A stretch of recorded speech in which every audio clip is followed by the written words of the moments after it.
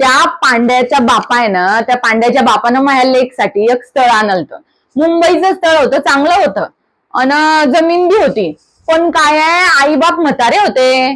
मग आई बाप त्याच्याजवळच राहत होते. मला सांगा आता तुम्ही की आई बाप बी राहतात अडीच आणि माई लेक वागोईन त्याचं करीन की काय करीन. मी ना म्हटलं नाही, बिलकुल नाही. हे बा, आपल्याला स्थळ असं पाहिजे की आई बाप कधी गावाकडे राहत असतील तर चालीन. म्हणजे कसं, माई लेक आणि जवाई तो शहरात राहीन, एकदम राजा राणी सारखा संसार होईल. इथले स्थळ येतात तुम्हाला सांगते. पण हे बा, कोणाच्या घरी जमीननी तो कोणाला पॅकेजच कमी आहे. मी न म्हटलं एकदम चांगलं पॅकेज पाहिजे. माझ्या लेक साठी मी 40 लाखाचं 50 लाखाचं असं पॅकेज असेल अशाच घरी मी तिला देणार आहे.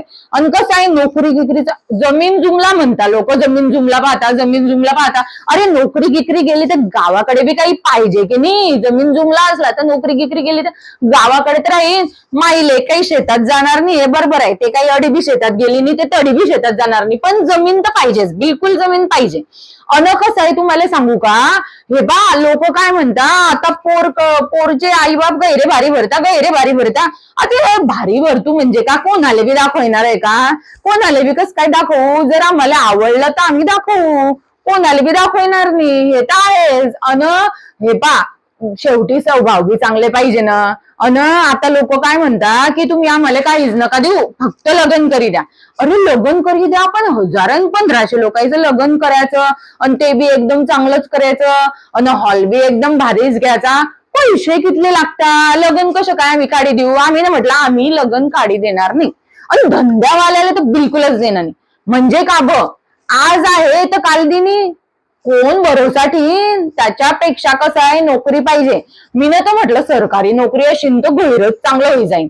आणि महिला दिशाले थोडीशी सावळी आहे, पण चांगले एकदम नाकोडोळे कसे मस्त आहे एकदम तिचे. म्हणजे कसं आहे, आता लेकले एकदा दिलं की आता आपण बी निसूर होई जातो ना. घरी कधी सगळं चांगलं असलं तर आपण बी निसूर होई जातो.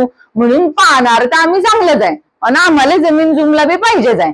अन पोऱ्याचे मायबाप तोडी राहिले नाही पाहिजे. म्हणजे कसं राजा राणीचा संसार होतो बिलकुल.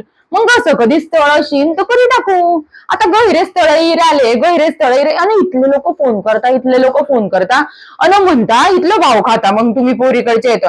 अरे भाव खाता म्हणजे काय, खाणारच आहे पोरीजनी ना, कारण पोरीजनी आता आम्हाला बी मालूम आहे. मग त्याच्याकरता कसं आहे, गावात बी कधी कोणी आलं ना लग्न करता, एका लग्न हा पाहतो करू बारे असं सांगणं पडतं की करू बारे पाहतोय असं कधी सांगलं ना की हाव लग्न करताय. मग लोक काय काही बी स्थळ आणता आणि काही बी विचार बी करताना बारे.